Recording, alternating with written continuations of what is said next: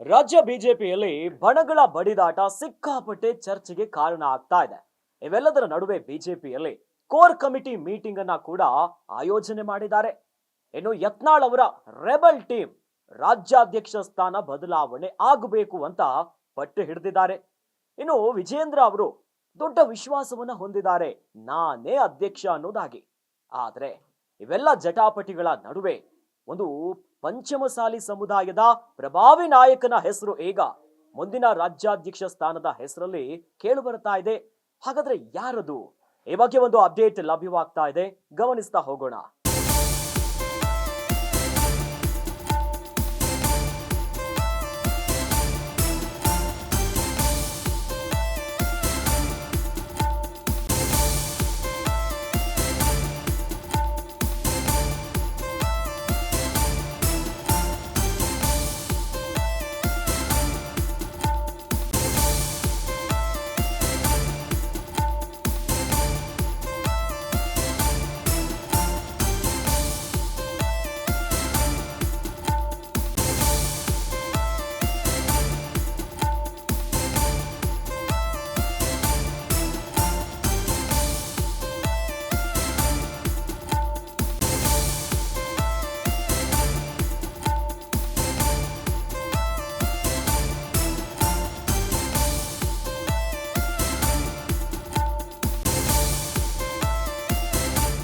ಬಿಜೆಪಿಯ ಬಣ ಬಡಿದಾಟಕ್ಕೆ ಬ್ರೇಕ್ ಹಾಕ್ತಾರಾ ಹೈಕಮಾಂಡ್?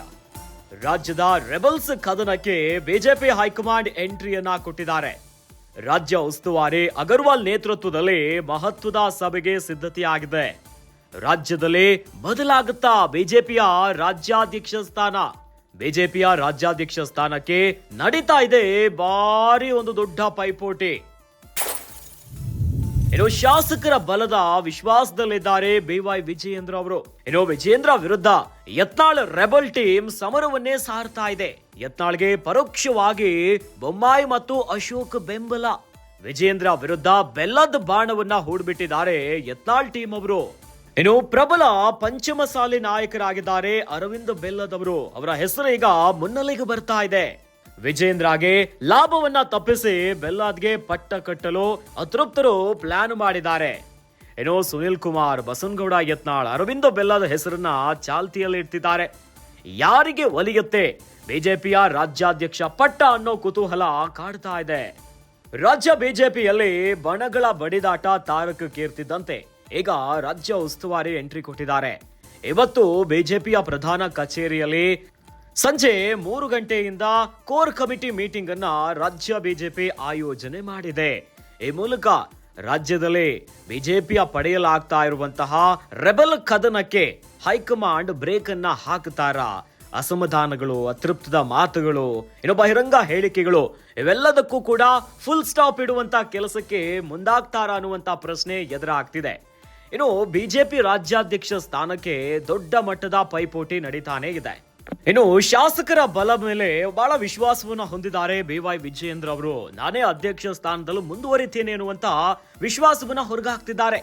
ಆದ್ರೆ ವಿಜಯೇಂದ್ರ ವಿರುದ್ಧ ಯತ್ನಾಳ್ ರೆಬಲ್ ಟೀಮ್ ಸಮರವನ್ನೇ ಸಾರ್ತಾ ಇದೆ. ಇದರ ನಡುವೆ ಯತ್ನಾಳ್ಗೆ ಪರೋಕ್ಷವಾಗಿ ಬಸವರಾಜ ಬೊಮ್ಮಾಯಿ ಮತ್ತು ಅಶೋಕ್ ಬೆಂಬಲವನ್ನ ಸೂಚಿಸುತ್ತಿದ್ದಾರೆ ಅನ್ನುವಂತಹ ಮಾಹಿತಿಗಳು ಕೂಡ ಈಗ ಲಭ್ಯವಾಗ್ತಾ ಇದೆ. ವಿಜೇಂದ್ರ ವಿರುದ್ಧ ಬೆಲ್ಲದ ಬಾಣವನ್ನ ಹೂಡುಬಿಟ್ಟಿದ್ದಾರೆ. ಪಂಚಮಸಾಲಿ ಸಮುದಾಯದ ಪ್ರಬಲ ನಾಯಕನಾಗಿ ಗುರುತಿಸಿಕೊಂಡಿರುವಂತಹ ಅರವಿಂದ್ ಬೆಲ್ಲದ್ ಹೆಸರು ಈಗ ಮುನ್ನೆಲೆಗೆ ಬಂದಿದೆ. ವಿಜೇಂದ್ರಗೆ ಲಾಭವನ್ನ ತಪ್ಪಿಸಿ ಬೆಲ್ಲದ್ಗೆ ಪಟ್ಟವನ್ನ ಕಟ್ಟೋದಕ್ಕೆ ಈಗ ಅಸಮಾಧಾನದಲ್ಲಿರುವಂತಹ ಬಿಜೆಪಿ ನಾಯಕರು ಒಂದ್ ಹೆಜ್ಜೆ ಮುಂದೆ ಹೋಗಿಬಿಟ್ಟಿದ್ದಾರೆ. ಬಿಜೆಪಿಯ ಶಾಸಕರಾಗಿರುವಂತಹ ಸುನಿಲ್ ಕುಮಾರ್, ಯತ್ನಾಳ್, ಅರವಿಂದ್ ಬೆಲ್ಲದ್ ಹೆಸರನ್ನ ಚಾಲ್ತಿಗೆ ತರ್ತಿದ್ದಾರೆ. ಈ ಮೂಲಕವಾಗಿ ಯಾರಿಗೆ ಒಲಿಯುತ್ತೆ ಬಿಜೆಪಿಯ ರಾಜ್ಯಾಧ್ಯಕ್ಷ ಪಟ್ಟ ಅನ್ನುವಂತಹ ದೊಡ್ಡ ಪ್ರಶ್ನೆ ಈಗ ಮುನ್ನೆಲೆಗೆ ಬಂದು ಬಿಟ್ಟಿದೆ.